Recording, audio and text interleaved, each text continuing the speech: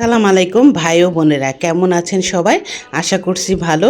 শুভ সকাল দিয়ে শুরু করছি আজকে ব্লগটা। সকালবেলা ঘুম থেকে উঠে চলে আসলাম এই রুমে আমরা বেশি একটা আসা যাওয়া করি না, এর জন্য এই রুমটা সবসময় আর কি জানলা টানা বন্ধই থাকে। তো সকালবেলা ঘুম থেকে উঠে আমি জানলা খুলে দেই। ভাবলাম যে বিছনার চাদরটা আগে ঝেড়ে নিই, তারপরে রান্নাঘরে নাস্তা বানাইতে যাব। আজকে সকাল থেকে সারাদিন কি করি সেটাই আপনাদের সাথে শেয়ার করব। তো জান্নাতে আবার দাঁড়ায় একটু দেখতেছিলাম যে আজকে ভালোই রোদ উঠছে। তো রোদ বৃষ্টি এই নিয়ে আর কি চলতেছে কয়েকদিন ধরে।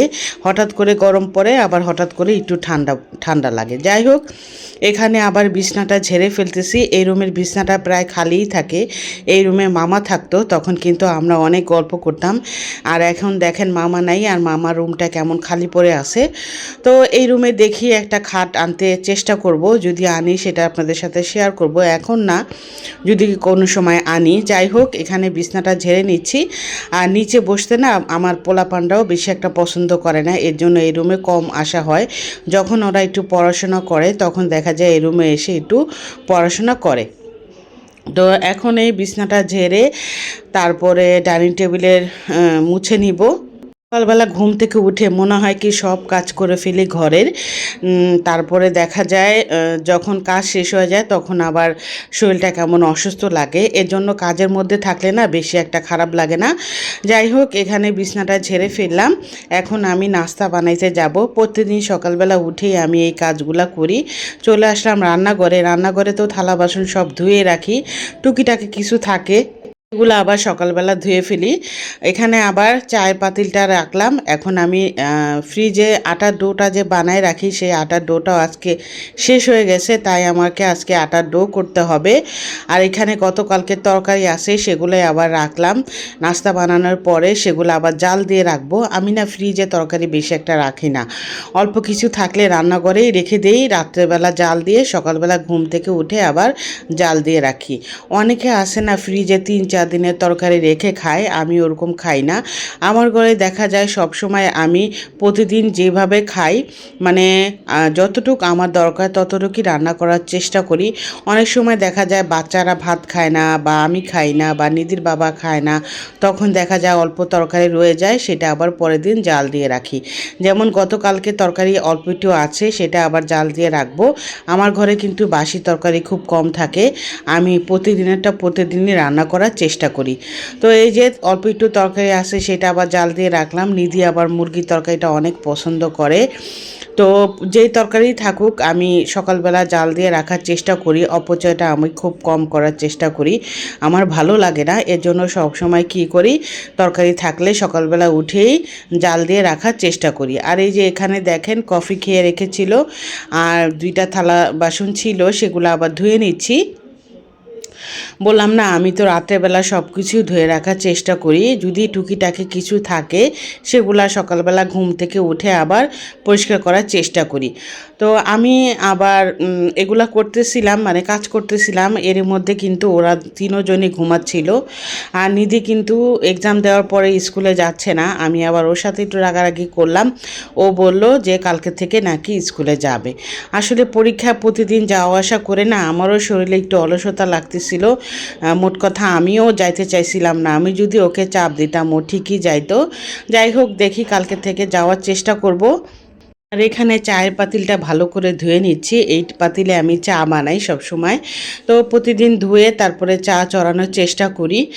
তো সকালবেলা আবার নিধির বাবাকে ঘুম থেকে ডাকতেছিলাম, ও একটু বেলা করে ঘুম থেকে উঠে দেখা যায় রাত করে জাগে, মোবাইলে গেমস খেলে, তারপর দেখা যায় সকালে ঘুমে একটু দেরি করে উঠে।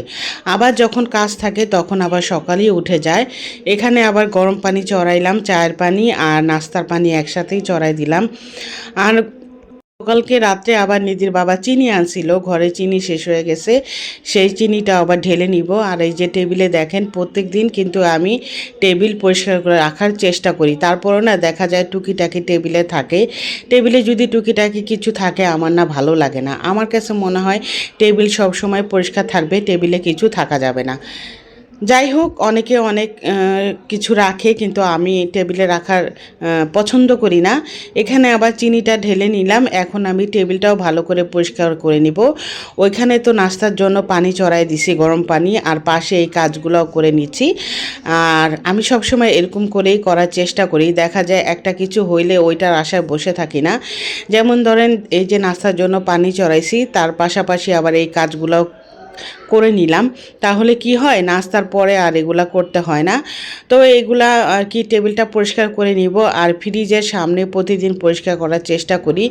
আসলে গ্লাস ডোর ফ্রিজ তো, মানে দেখা যায় রান্না করার সময় আমি ফ্রিজে হাত দিয়ে এটা সেটা নেই না, তখন দেখা যায় দাগ হয়ে যায়।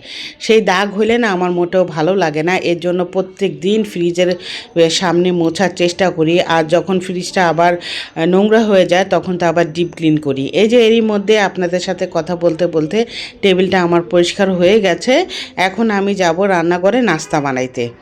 এই যে দেখেন, আমি বললাম না যে আমার আটার ডোটা ফ্রিজে যে আমি করে রাখি সেটা শেষ হয়ে গেছে। সেটা আবার ফ্রিজ থেকে বের করে নিলাম। এখন আমি আটার ডো বানাবো আর নাস্তা বানাবো। তো হঠাৎ করে দেখলাম কি আমার শরীরটা কেমন খারাপ লাগতেছিল। তো আমার এরকম হয়, দেখা যায় অনেক সময় অনেক সুস্থ থাকি, আবার হঠাৎ করে এরকম অসুস্থ হয়ে যায়।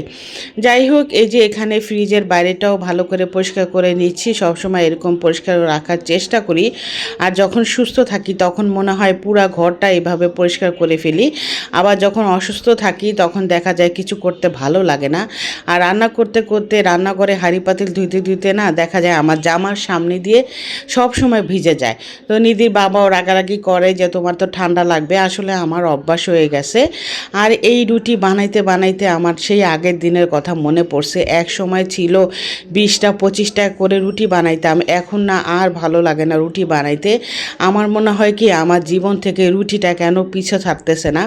সকালবেলা ঘুম থেকে উঠে না রুটি বানাইতে এত বিরক্ত লাগে। একটা সময় এত রুটি বানাইছে, এখন আর সেই রুটি বানাইতে ভালো লাগে না। যাই হোক, বাচ্চারা তো খাবে, নিজেও খাবো, কারণ রুটি তো আমাদের বানাইতেই হবে। আর কিনা পরোটা এগুলা কিন্তু স্বাস্থ্যসম্মত না। যদি একদিন খাই, আর সব সময় কিন্তু আমি ঘরে বানানোরই চেষ্টা করি। আমি বিকালে নাস্তাও বেশিরভাগ বাচ্চাদের ঘরে বানিয়ে দেওয়ার চেষ্টা করি, কারণ বাইরের খাবারটা না বেশি একটা স্বাস্থ্যসম্মত না। পরোটা দেখেন আপনারা, রাস্তায় যে হোটেলে পরোটা নাস্তা বিক্রি করে সেখানে কিন্তু তেলগুলো না কেমন চর্বি চর্বি থাকে। তো অনেক সময় দেখা যায় শরীর ভালো থাকে না, তখন দেখা যায় নিধির বাবা নাস্তা কিনে আনে। আবার বাচ্চারাও দেখা যায় বাইরের নাস্তাটা একটু বেশি পছন্দ করে, তখন দেখা যায় নিধির বাবা একটু নাস্তা কিনে আনে। আবার দেখা যায় অনেক সময় আমিও বলি যে আজকে নাস্তাটা কিনে নিয়ে আসো, ভালো লাগতেছে না, বা বাচ্চারা খেতে চাইছে। তো এইভাবেই আর কি মাঝে মধ্যে খাওয়া হয়। আর এই যে এখানে দেখেন চায়ের জন্য পাত্তি দিয়ে দিলাম, মানে চা পাতা দিয়ে দিলাম। এখানে নিধি আর নিধির বাবা চা খাবে, নেহা চা খায় না। তো আগে ছোটোকালে নেহা কিন্তু চা ছাড়া নাস্তাই খাইতো না। এখন দেখছি ও বড় হইতে হইতে ওর রুচি মাশাআল্লাহ অনেকটা চেঞ্জ হয়েছে, চাটা বেশি একটা পছন্দ করে না। তো এই যে দেখেন রুটি কিন্তু নিধির বাবার জন্য আমার জন্য রুটি বানাইছি, আর ওদের জন্য পরোটা বানাইতেছি। তো নিধির বাবার আবার গতকালকে হঠাৎ করে একটু অসুস্থ হয়ে গেছিলো। তো এখন আলহামদুলিল্লাহ আল্লাহর রহমতে সুস্থ আছে। আর আমি তো প্রায় প্রায় অসুস্থ হয়ে যাই।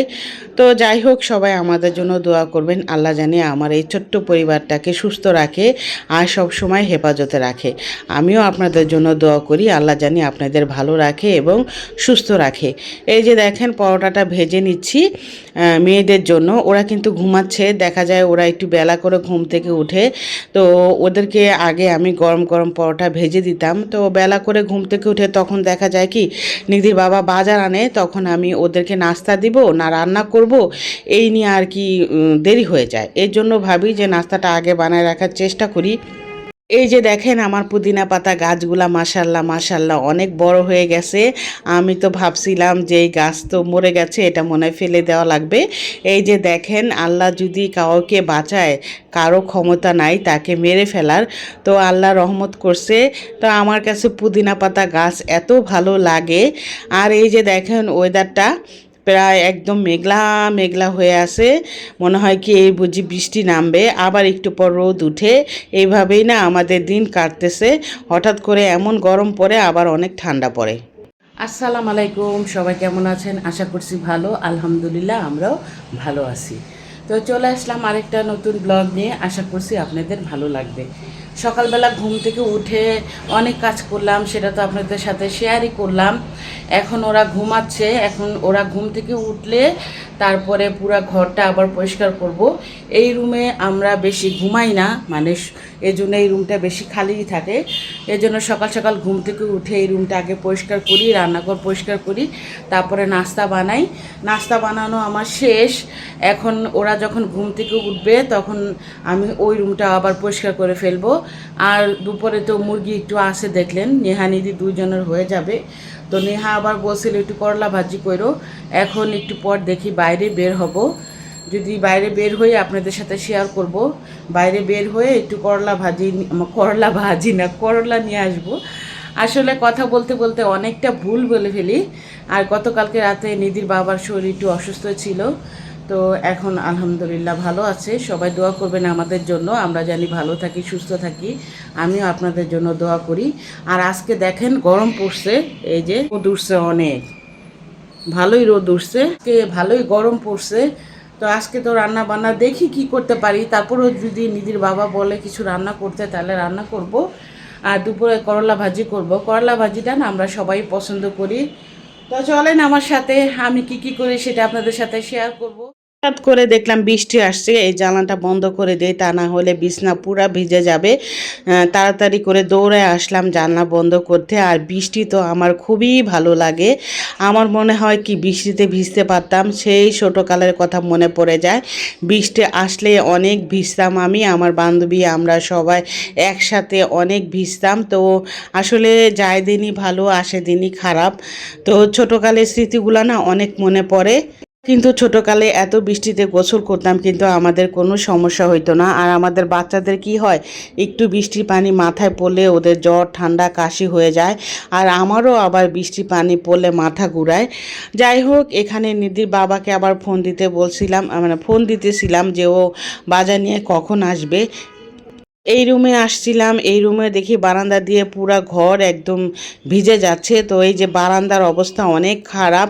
বারান্দাটা পরিষ্কার করি, কিন্তু বৃষ্টির কারণে দেখা যায় গাছের পাতা এগুলা এসে একদম নোংরা হয়ে যায়। নিধির বাবাকে বলছিলাম যে বারান্দাটা পরিষ্কার করে দাও, ও আবার বললো সেই তো বৃষ্টি এসে আবার নষ্ট হয়ে যাবে, বৃষ্টি কমুক তারপরে আবার বারান্দাটা পরিষ্কার করব। আর নিধির বাবার একটা সমস্যা কি জানেন, ঘরে যদি বাজার না থাকে, ওকে যদি বলি সকালবেলা কিছু এনে দিয়ে যাও, ও কি করে সেই একটা বাজায়। আমির বদনাম মানুষ কখন এসে বলেন, যখন একদম ধৈর্যের ভাত ভেঙে যায় তখন। নিধির বাবা করে কি প্রত্যেকবার এরকম একটা সময় বাজার নিয়ে আসে। সকালবেলা ঘুম থেকে উঠবে 10টা-11টার দিকে, ওইটা আমি বলি তুমি যাওয়ার আগে আমার কিছু দিয়ে যাও, হয় ভাজি হলে ভাজি, মাছ হলে মাছ, মুরগি হলে মুরগি, যে কোনো একটা দিয়ে দিলে। যে এতক্ষণ আমি বসেছিলাম, এখন দেখা যায় একটা বাজছে, এখন আসছে, ওই যে ফোন দিতেছে। বাজার গেলে 100 বার ফোন দিব যে কি আনবো কি আনবো। এখন আবার ফোন দিছে কি আনবো, করলা আনবো না কি আনবো, আমি বলে দিছি কিন্তু করলা নিয়ে এসো। ওইখানে যায় আবার ফোন দিছে। তা আমি ছোট ছোট করলাটা আমি খাই না, কারণ ছোট ছোট করলা না একটু তিতা লাগে রান্না করলে। অবশ্য করলা তিতা হইলে ভালো লাগে, কিন্তু এত তিতা আবার ভালো লাগে না আমার কাছে। তা আমি বলছি কি করলা নিয়ে এসো, আর যদি কিছু খাও রান্না করি নিয়ে এসো। ওই বাজারে যায় না হলে 2-3 বার ফোন দিব কি আনবো কি আনবো। অনেক সময় দেখা যায় লিখা নেওয়া যায়, তারপরে যায় ভুল করব। আর এই যে দেখেন আমার পিছনে স্কুল ড্রেস আমার মেয়ে খুইলা রাখছে, পরীক্ষা শেষ হয়েছে, আমি যে ধুবো মনেই থাকে না। আর হঠাৎ করে শরীরে এত কাজ করছি, শরীরটা হঠাৎ করে সকালবেলা আবার দেখি কি খারাপ লাগতেছে, মানে হঠাৎ করে শরীর অসুস্থ হয়ে যায়। সবাই দোয়া করবেন। সামনে আবার মেয়ের পরীক্ষা, বড় মেয়ের পরীক্ষা, একটা পরীক্ষা শেষ হয় আরেকটা পরীক্ষা শুরু হয়। তো এখন বড় মেয়ের পরীক্ষাও আমার বলতেছে আম্মু তুমি যাও। এখন দেখি, সবাই আমার জন্য দোয়া করবেন, আল্লাহ জানি সুস্থ রাখে আমারে। ওই পর্যন্ত সুস্থ রাখলে আমি দেখি যাওয়ার চেষ্টা করব। আর এখন নিধির বাবা আসবে, তারপর আমি রান্না করব, কোটা বাছা করব, তারপরে রান্না করব। এই আমার অবস্থা। জানি না প্রত্যেকটা মেয়ের সংসারে এরকম হয় কি না, না আমার ঘরে এরকম হয়। প্রত্যেকটা সময় যখনই বাজার না থাকবো, ওরে বাজার করতে বললে ও কি করব, এরকম একটা সময় বাজার আসবে, বাসায় এসা আসবে, নাহলে বাড়ি থেকে ফোন দিবে, দিয়ে বলবে যে আর কি আনবো কি করব। যাই হোক, অনেক কথা বললাম। তো এখন দেখি নিধির বাবা তো ফোন দিল, দেখি কি নিয়ে আসে। তো নিয়ে আসলে রান্না করব। এরই মধ্যে ভাতটাও রান্না করে নিছি। আর সকাল থেকে উঠা দেখেন টুকিটাকি কাজ করে কিন্তু বসাচ্ছিলাম। এতক্ষণ যদি বাজারটা থাকতো, যাই থাকতো, ভাজি থাকতো, মাছ থাকতো, বারে যে কোনো একটা কিছু থাকলে কিন্তু আমি রান্না করে এখন আমি বসে থাকতাম। আর আমি সকাল সকাল গোসল করি, আমি দেরি করে গোসল করা আমার ভালো লাগে না। আমি দেখেন অলরেডি গোসল করে ফেলছি। তো গোসল করে না রান্না করে যাইতে মন চায় না, কিন্তু ওই যে একটা অভ্যাস, সকালবেলা গোসল করলে না করলে আমার ভালো লাগে না। এর জন্য আমি সকাল সকাল গোসল করে ফেলছি। আর এখন দেখেন ও বাজার আনবে, আমি যদি গোসল না করতাম, ও বাজার আনবে কখন, রান্না করব কখন, গোসল করব কখন।